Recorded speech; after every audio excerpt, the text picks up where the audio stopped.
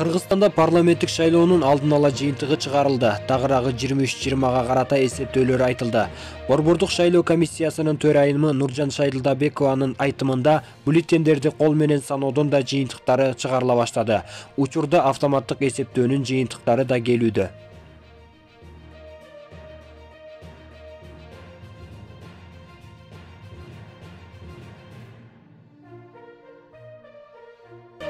Бул маалыматтар интернет булактарынан алынды.